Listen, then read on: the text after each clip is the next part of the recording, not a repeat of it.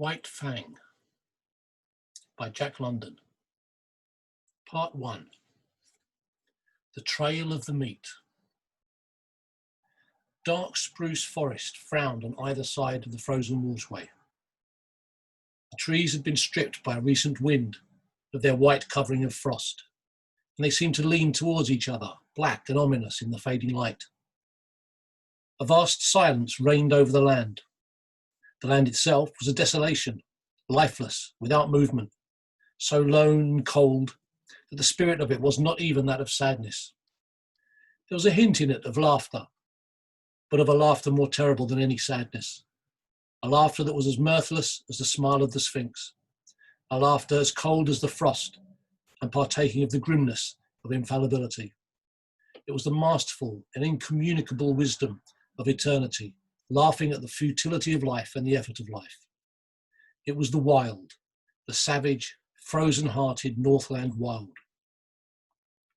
But there was life, abroad in the land and defiant.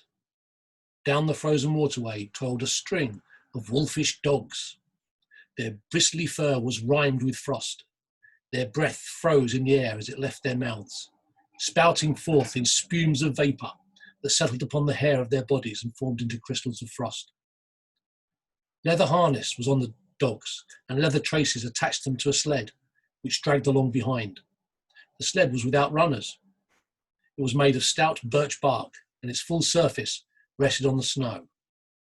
The front end of the sled was turned up, like a scroll, in order to force down and under the bore of soft snow that surged like a wave before it. On the sled, securely lashed, was a long and narrow oblong box. There were other things on the shed: blankets, an axe, a coffee pot and frying pan, but prominent, occupying most of the space, was the long and narrow oblong box. In advance of the dogs, on wide snowshoes, toiled a man. At the rear of the sled toiled a second man. On the sled, in the box, lay a third man whose toil was over, a man whom the wild had conquered and beaten down until he would never move nor struggle again. It's not the way of the wild to like movement. Life is an offence to it, for life is movement, and the wild aims always to destroy movement. It freezes the water to prevent it running to the sea. It drives the sap out of the trees until they are frozen to their mighty hearts. And most ferociously and terribly of all does the wild harry and crush into submission man who is the most restless of life, ever in revolt against the dictum that all movement must in the end come to the cessation of movement. But at front and rear, unawed and indomitable, toiled the two men who were not yet dead. Their bodies were covered with fur and soft tanned leather. Eyelashes and cheeks and lips were so coated with the crystals from their frozen breath that their faces were not discernible.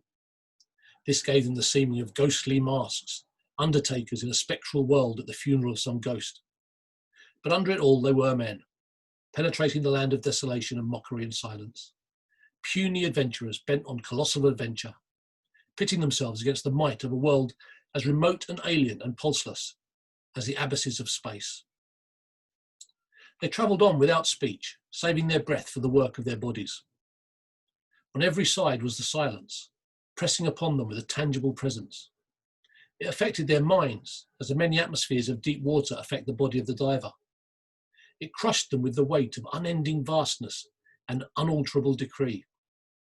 It crushed them into the remotest recesses of their own minds, pressing out of them like juices from the grape all the false ardours and exaltations and undue self-values of the human soul, until they perceived themselves finite and small, specks and motes, moving with weak cunning and little wisdom amidst the play and interplay of the great blind elements and forces.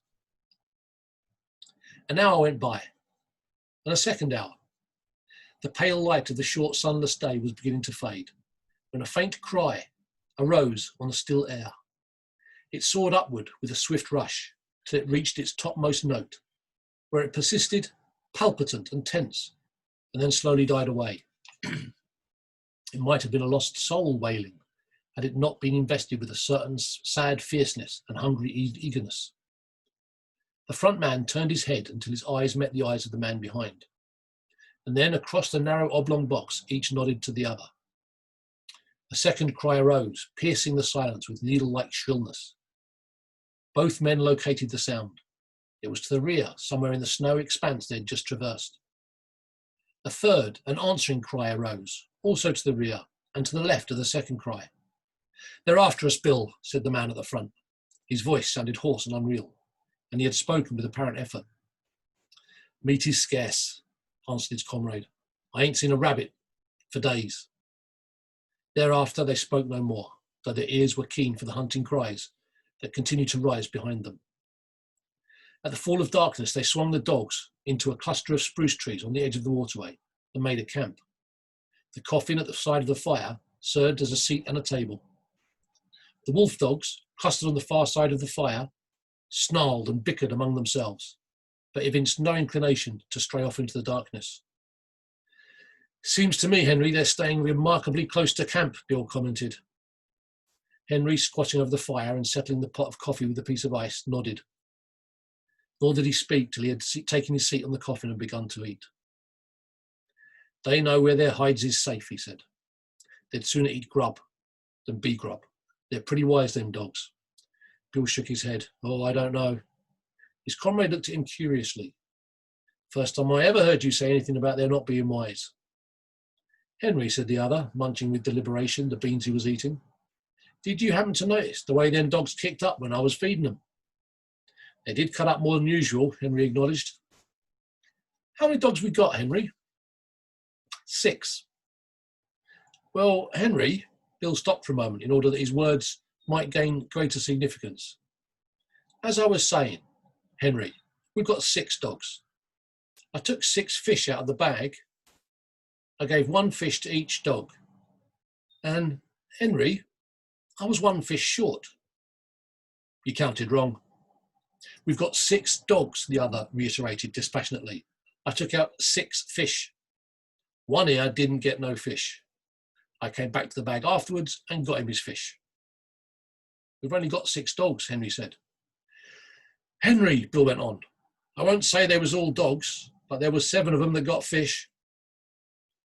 Henry stopped eating to glance across the fire and count the dogs. "There's only 6 now," he said. "I saw the other one run off across the snow," Bill announced with cool positiveness. "I saw 7. Henry looked at him commiseratingly and said, "I'll be almighty glad when this trip's over." "What do you mean by that?" Bill demanded. "I mean that this load of ourn is getting on your nerves and you're beginning to see things." "I thought of that," Bill answered gravely. "And so when I saw it run off across the snow, I looked in the snow and saw its tracks. Then I counted the dogs, and there was still 6 of them. The tracks is there in the snow now. Do you want to look at them? I'll show them to you." Henry didn't reply, but munched on in silence until the meal finished. He topped it with a final cup of coffee. He wiped his mouth with the back of his hand and said, "Then you're thinking as it was—" A long wailing cry, fiercely sad, from somewhere in the darkness had interrupted him. He stopped to listen to it. Then he finished his sentence with a wave of his hand towards the sound of the cry. "One of them?" Bill nodded. "I'd a blamed sight sooner think that than anything else. You noticed yourself the row the dogs made." Cry after cry and answering cries were turning the silence into a bedlam. From every side the cries arose, and the dogs betrayed their fear by huddling together, and so close to the fire that their hair was scorched by the heat. Bill threw on more wood before lighting his pipe. "I'm thinking you're down in the mouth some," Henry said. "Henry," he sucked meditatively at his pipe for some time before he went on.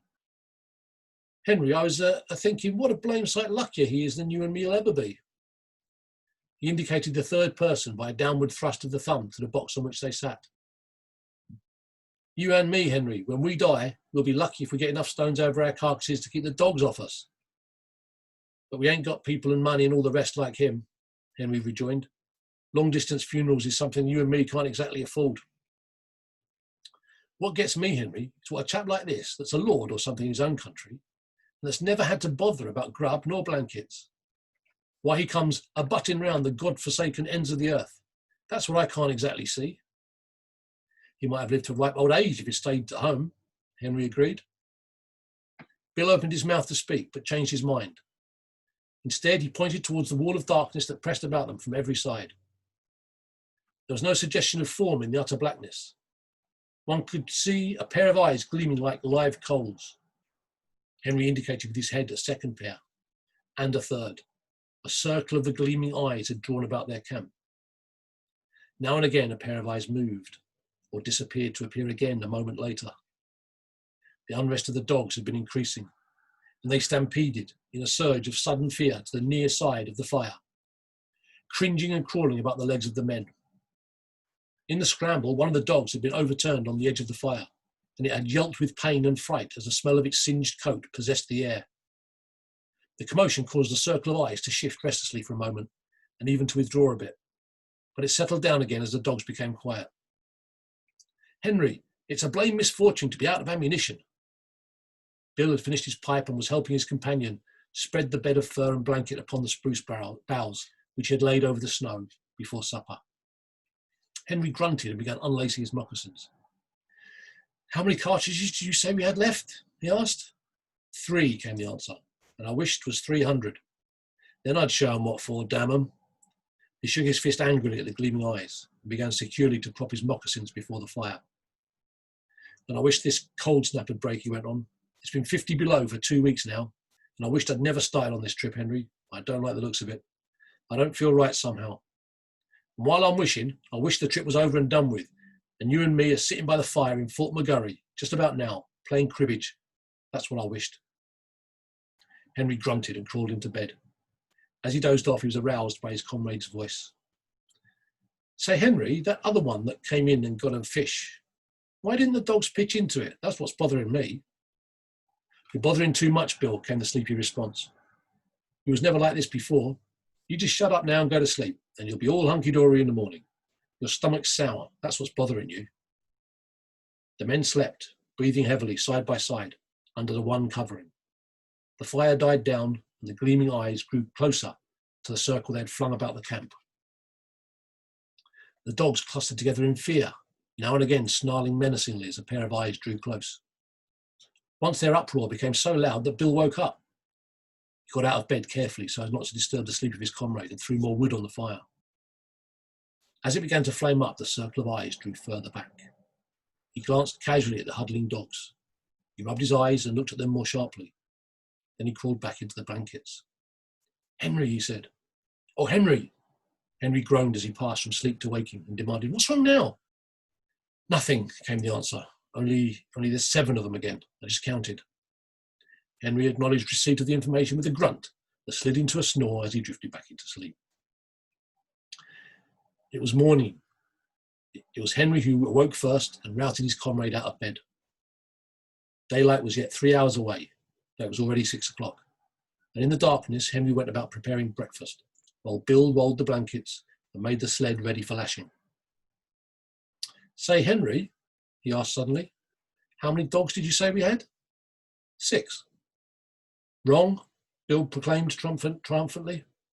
7 again?" Henry queried. "No, 5. One's gone." "The hell?" Henry cried in wrath, leaving the cooking to come and count the dogs. "You're right, Bill," he concluded. "Fatty's gone. And he went like greased lightning once he got started. Couldn't have seen him for smoke." "No chance at all," Henry concluded. "They just swallowed him alive. I bet he was yelping as he went down their throats, damn him." "He always was a fool dog," said Bill. "But no fool dog ought to be fool enough to go off and commit suicide that way." He looked over the remainder of the team with a speculative eye that summed up instantly the salient traits of each animal. But none of the others would have done it. "Couldn't drive him away from the fire with a club," Bill agreed. "I always did think there was something wrong with Fatty anyway." And this was the epitaph of a dead dog on the Northland Trail, less scant than the epitaph of many another dog, of many a man.